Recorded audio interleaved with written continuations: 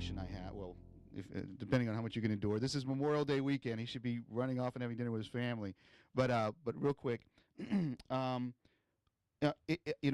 lot of, in my experience, a lot of people in a church setting will feel that, hey, look, I'm going to divorce my husband. Let me go to the secular courts. Okay.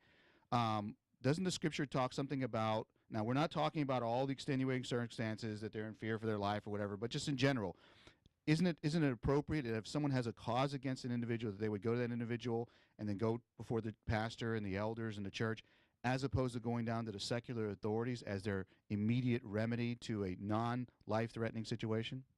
Well, certainly I'm not for divorce in any case, as I think I alluded to that about separating for a period of time. It's never God's best for a couple to break up, for a family unit to break up. What God has joined together, let not man put asunder. Certainly we have other admonition in 1 Corinthians 6, is what you're alluding to, about going to court against our brother.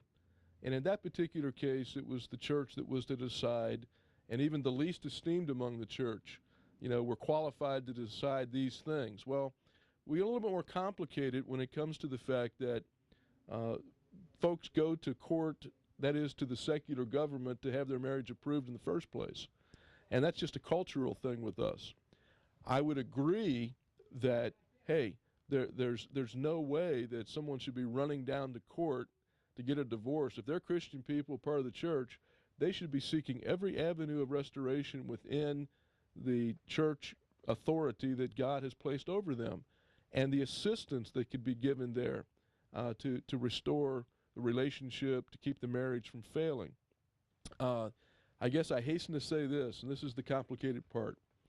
A person can be divorced against their will.